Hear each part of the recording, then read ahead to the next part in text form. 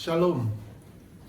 Kembali lagi kita bertemu dalam renungan malam pada malam hari ini. Namun sebelumnya, marilah kita berdoa. Kembali kami mengucap syukur Tuhan atas kesempatan pada malam hari ini yang Tuhan berikan bagi kami untuk merenungkan sebagian daripada firman Tuhan. Biarlah Tuhan yang selalu hadir dan menyertai kami agar kami bisa memahami dan terlebih lagi bisa melakukan makna-makna yang kami pelajari di dalam kehidupan kami. Di dalam nama Tuhan Yesus Kristus kami berdoa. Amin. Renungan kita pada malam hari ini terambil dari Kolose 3 ayat 1 sampai 11. Demikian firman Tuhan. Karena itu, kalau kamu dibangkitkan bersama dengan Kristus, carilah perkara yang di atas, di mana Kristus ada, duduk di sebelah kanan Allah. Pikirkanlah perkara yang ada di atas, bukan yang ada di bumi. Sebab kamu telah mati dan hidupmu tersembunyi bersama dengan Kristus di dalam Allah.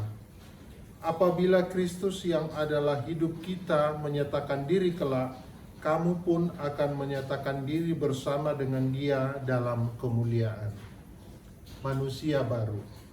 Karena itu, matikanlah dalam dirimu segala sesuatu yang duniawi, yaitu percabulan, kenajisan, hawa nafsu, nafsu jahat, dan juga keserakahan, yang sama dengan penyembahan berhala.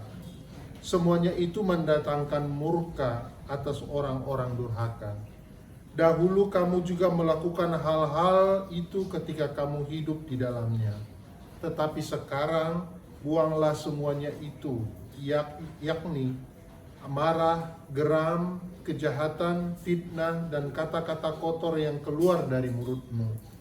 Jangan lagi kamu saling mendustai, karena kamu telah menanggalkan manusia lama serta kelakuannya, dan telah mengenakan manusia baru yang terus-menerus diperbaharui untuk memperoleh pengetahuan yang benar menurut gambar haliknya. Dalam hal ini tidak ada lagi orang Yunani, orang Yahudi, orang bersunat atau orang tak bersunat, orang barbar atau orang Skit, budak atau orang merdeka. Tetapi Kristus adalah semua dan di dalam segala.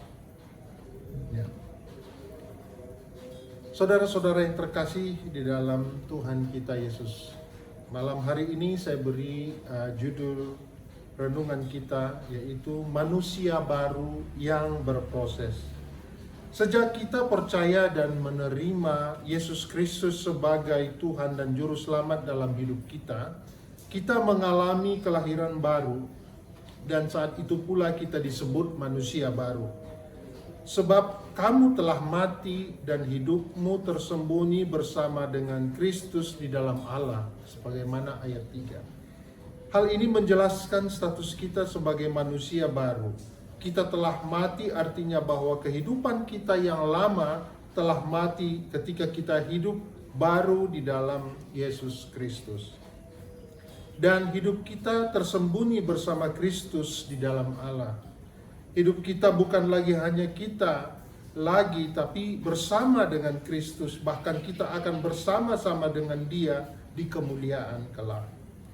Inilah status kita sebagai manusia baru. Namun, apakah kondisi yang kita alami sebagai manusia baru? Sebagai manusia baru, kita harus tetap berjuang mematikan kehidupan lama kita. Karena kita masih hidup di dalam dunia ini, seperti yang diperintahkan oleh Rasul Paulus dalam teks ini. Pertama, matikanlah percabulan, kenajisan, hawa nafsu, nafsu jahat, dan juga keserakahan yang sama dengan penyembahan berhala. Inilah kehidupan kita yang lama, yang setiap saat kita gumuli dan harus kita lawan. Yang kedua, setelah kita menjadi manusia baru, kita dianjurkan untuk membuang marah, geram, kejahatan, fitnah, dan kata-kata kotor, dan juga dusta. Mengapa Rasul Paulus mengingatkan jemaat di Kolose dan mengingatkan kita pada saat ini? Karena kita sebagai manusia baru dalam proses yang terus-menerus diperbarui untuk memperoleh pengetahuan yang benar menurut gambar haliknya. Jadi sebagai manusia baru, perjuangan kita belum berhenti hanya sampai kita disebut sebagai manusia baru. Tetapi perjuangan untuk melawan hidup kita yang lama sangat perlu. Dan mengenakan manusia baru yang Tuhan berikan bagi kita. Menjadi manusia baru adalah anugerah Tuhan semata-mata. Tapi perjuangan kita tidak berhenti untuk berjuang melawan kehidupan kita yang lama. Kita tidak boleh bekerja sendiri-sendiri, akan tetapi kita mengandalkan Tuhan melalui proses pembaharuan yang terus-menerus. Tentu dengan mengandalkan Tuhan, kita akan mampu melampauinya. Semakin kita bergaul lebih erat dengan Tuhan, semakin kita bertumbuh. Tuhan sudah menyatakan dirinya di Alkitab, entah siapa dia sebenarnya, tinggal kita yang harus memberi usaha untuk mempelajari, mengenal dia lebih jauh. Bagaimana caranya? Tentu kita harus memberikan waktu kita, waktu terbaik kita bagi Tuhan. Berilah waktumu. Jangan memberikan waktu itu karena berasa bersalah atau disuruh. Tetapi biarlah kita dimotivasi karena kita kasih pada Tuhan. Senangkanlah hati Tuhan. Saya mengetahui kegiatan kita ada komunitas baca Alkitab. Salah satu hal yang baik memberikan waktu bagi Tuhan membaca dan merenungkan dan mengikuti perjalanan kisah-kisah di dalam Alkitab. Mungkin kita bukan orang yang disiplin atau tidak biasa untuk berkomitmen waktu untuk Tuhan. Tapi paksakanlah diri kita sebagai motivasi untuk menyenangkan Tuhan dan kemauan untuk mengenal Dia.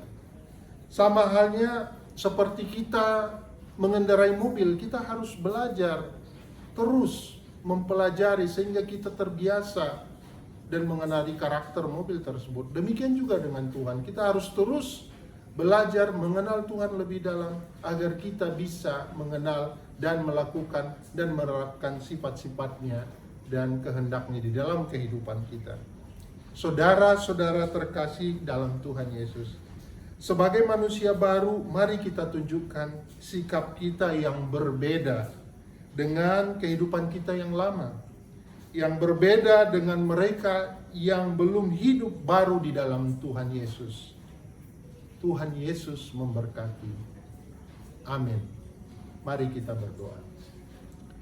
Terima kasih Tuhan, pembacaan firman pada malam hari ini boleh kiranya mengingatkan kami untuk terus memelihara dan mengenal Tuhan lebih dalam di dalam kehidupan kami, agar kami semakin dekat dengan Tuhan dan kami terus memperbaharui diri sebagai manusia baru tebusan Tuhan. Terima kasih Tuhan, kiranya apa yang kami dengar dan renungkan pada malam hari ini boleh menjadi bekal di dalam kehidupan kami hari demi hari. Di dalam Tuhan Yesus Kristus kami berdoa dan mengucap syukur. Amin.